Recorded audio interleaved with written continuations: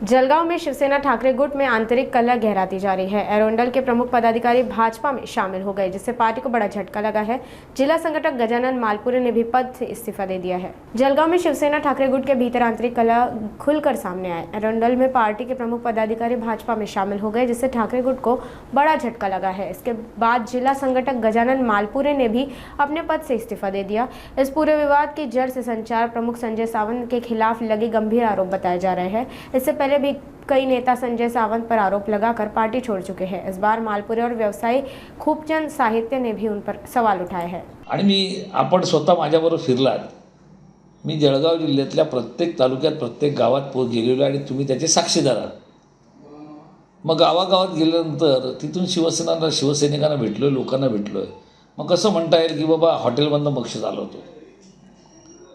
आता गेले कित्येक वर्ष ते माझ्यासोबत आहेत। त्यांना एका रात्रीत कसं कळलं की मी व्यापारी झालो हेच मला कळत नाही। जाताना काहीतरी आरोप करायचे आणि सांगायचं की व्यापारी संपर्क प्रमुख म्हणून। कदाचित त्यांना काय साक्षात्कार घडलं त्यांना माहिती। एक लक्षात घ्या, पक्षाला गळती लागलेली आहे असं आपण म्हणताय।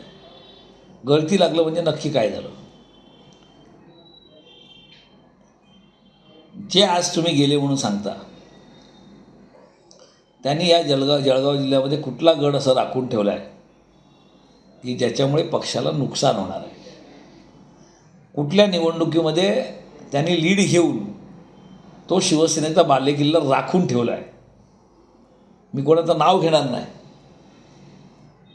पण ज्यांच्यामुळे तुम्ही आज मला प्रश्न विचारताय त्यांनी कुठला गड राखून ठेवला ते मला सांगा। शिवसेनेच्या ज्या बैठका झाल्या त्या बैठकामध्ये सगळ्यांना विचारणा झाली, सगळ्यांना बोलवण्यात आलं। माननीय उद्धवजींकडे बैठक झाली, जिल्ह्यातली सगळी लोक होती। त्याच्यानंतर नाशिकला एक बैठक झाली, सगळ्या पदाधिकाऱ्यांना बोलवलं होतं। त्यांचा जो आरोप आहे की बंडखोरी केलेल्या व्यक्तीला जिल्हा प्रमुखपद दिलं, तर त्या बैठकीत ज्यावेळेला पक्षाने नाशिकला बैठक बोलवली होती त्या बैठकीत हे सर्व उपस्थित होते। सर्वांच्या बाबतीत विचारणा केली कोणाकोणाला जिल्हा प्रमुख व्हायचं आहे। त्यावेळेला कुलभूषण पाटीलसुद्धा तिथे उपस्थित होते। जर तुमचा आक्षेप होता की त्यांनी बंडखोरी केली तर पक्ष नेतृत्वासमोर त्यांनी बोलायला हवं होतं की साहेब या बैठकीमध्ये कुलभूषण पाटील यांनी मागच्या विधानसभेमध्ये अशी ही केलेली आहे, त्याच्यामुळे त्यांना बैठकीतनं बाहेर थांबवून आपण बैठक करू। त्यावेळेला तुमचा विरोध नव्हता, त्यावेळेला इतरांबरोबर तुम्हीसुद्धा इच्छुक होतात।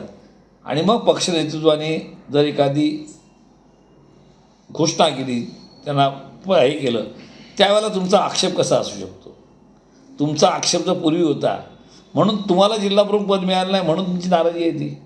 खूपशा साहित्याचे व्हिडिओ हे ह्या जिल्ह्यात भरपूर गाजलेले आहेत, त्याच्या व्हिडिओवर न बोललेलं बरं। त्याचा व्हिडिओ वेगळा विषय, तो काय राजकारणातला विषय नाही आणि तो शिवसेनेचा पदाधिकारी म्हणून कुठे नाही आहे, त्याच्यावर न बोललेलं बरं आहे।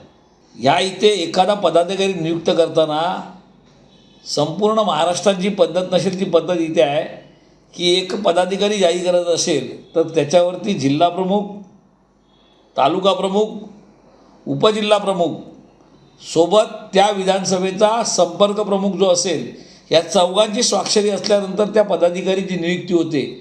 एवढं ओपन ट्रान्सपरंट काम असताना एकाधिकारशाही कशाला म्हणणार तुम्ही? या जिल्ह्यात ज्या ज्या नेमणुका झालेल्या आहेत त्या सगळ्या नेमणुका जर आपण पत्र पाहिलं असेल तर जिल्हा प्रमुखाच्या पत्रावर उपजिल्हा प्रमुख, तालुका प्रमुख, त्यात विधानसभा संपर्क प्रमुख सगळ्यांच्या सह्या झाल्यानंतर आणि सहसंपर्क प्रमुख गुलाबराव वाघांची सही झाल्यानंतरच त्या पदाधिकाऱ्याची यादी जाहीर होते। मग हे सगळं होत असताना तुम्ही एकाधिकारशाही कशाला म्हणाल? आरोप करणं फार सोपं आहे, काम करणं फार कठीण आहे।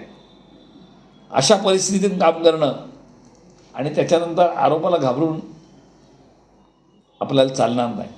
ज्याला जायचं असतं तो जातो। ज्या माणसाला उद्धवजींनी म्हणजे स्वतः मातोश्रीने दोनदा फोन केल्यानंतर सुद्धा तो सोशल मीडियामध्ये आपलं पत्र व्हायरल करतो, तर त्याच्याबद्दल मी काय बोलणं चुकीचं आहे? मी पक्षाला सोडचिठ्ठी दिलेली नाही. मी पक्षाला राजीनामा पाठवलेला आहे. तो कशासाठी पाठवला आहे की इथे जे वातावरण आहे, ज्यांच्या खांद्यावर पक्षप्रमुखांनी विश्वासाने मान टाकलेली आहे, ते पक्षप्रमुखांची मान कापतायत. ते पक्षाचं कुठेतरी खच्चीकरण करताय, पक्षाचं कुठेतरी नुकसान करताय. याची आज 41 वर्षापासून आमची पक्षाची नाड आहे आणि ती नाड असलेली कुठेतरी तोडण्याचा प्रयत्न करतायत. संजय सावंतांना जळगावला जे पाठवलेलं आहे ते पक्षवाढीसाठी पाठवलेलं आहे असेल असा मी समजतो. पण ते आल्यापासून AC हॉटेलमध्ये पक्ष चालवतात आणि तिथून त्यांना पाहिजे ते सगळे धंदे करतात आणि त्यांना असं वाटतं की मी करेल ती पूर्व दिशा ही पक्षप्रमुखांच्या कुठेतरी नजरेत आली पाहिजे की पक्षप्रमुखांना कळलं पाहिजे की खालच्या कार्यकर्त्याचं मत काय, खालच्या कार्यकर्त्याला काय वेदना होत आहेत हे कळलं पाहिजे. म्हणून माझा हा लढा आहे. आज एका गजानन मालपुरेचा पक्ष म्हणून बळी गेला तरी चालेल, पण माझ्यासारखे जे असंख्य शिवसैनिक आहे त्यांना कुठेतरी न्याय भेटला पाहिजे, त्यांची कुठेतरी दाद पुकार हुंकार ऐकली गेली पाहिजे. म्हणून माझा हा लढा आहे. पक्षाचा हा विषय राहतो की कोणाला पद द्यायचं. त्यामुळे पक्ष 10 लोक मागतात, एकाला पद देतात, त्यामुळे नाराजी असण्याचं कारण नाही. पण त्याचे जे काही निकष लावले गेले आणि आम्हाला नाशिकला बोलवून जे आम्हाला विचारलं गेलं आणि विचारलं गेल्यानंतर जे पहिले ठरलेलं होतं तेच जर होत असेल तर मग आमचं नुकसान का करता, आम्हाला नुसतं चॉकलेट का दाखवता, आमचा बळी का घेतात, हे अंधारात का ठेवतात, हे आमचं दुःख आहे आणि ते माझ्यासारख्या असंख्य शिवसैनिकांचं दुःख आहे. म्हणून हे मी मांडण्याचा प्रयत्न करतो. असं आहे, वरिष्ठांना काय गुमराह केलं जातं तेच आम्हाला कळत नाही आहे की ज्या पद्धतीने हे वरिष्ठांना सांगतायत आणि त्यांना पाहिजे ते सगळं करून घेत आहेत, त्यामुळे पक्षाची वाताहत होते. 1984 पासूनचा शिवसैनिक आहे आणि 1984चा शिवसैनिक म्हटल्यावर आज मला 41 वर्ष झाले आणि अशी परिस्थिती पक्षावर 2-3 वेळा आली की जेव्हा नारायण राणे सोडून गेले, राजसाहेब गेले, त्याच्यानंतर आता शिंदे गेले. पण जेव्हा राजसाहेबांनी शिवसेना सोडली होती तेव्हा शिवसेना प्रमुख वंदनीय बाळासाहेब ठाकरेंनी साथ दिली होती, या चिमणी पाखरांनो परत फिरा. मग तशी साथ दिलेली पक्षप्रमुखांनी होती. तर आज हे कालचे जे नेते आहेत त्यांना द्यायला काय हरकत आहे? ते देत नाही. हा गेला की म्हणता पालापाचोळा गेला, तो गेला, गद्दार गेला, तो गेला, घाण गेली.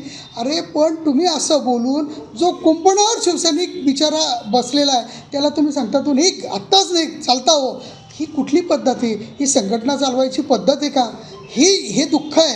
कारण साहेब, जो शिवसैनिक 39 वर्ष 40-41 वर्ष स्वतःचं घर जाळून पोरांना बाळांना इकडे ठेवून शिवसेनेशी एकनिष्ठ राहतो आणि त्याच्यावर जेव्हा पक्ष सोडायची वेळ येते, एखादी माणसाचं लग्न झाल्यावर तो 8 दिवस त्या बायकोबरोबर राहिला, 9व्या दिवशी त्याला फारकत घ्यायची वेळ आली, त्याला वेदना होतात. आम्ही तर 41 वर्ष या संघटनेबरोबर काम केलेलं आहे आणि तेव्हा आम्हाला राजीनामा द्यावा लागतो आहे असं म्हणतो तर आम्हाला वेदना होत नसतील का? पण या वेदना कोणीतरी ऐकून घ्यायला पाहिजे, आमच्या भावना कोणीतरी समजून घेतल्या पाहिजेत.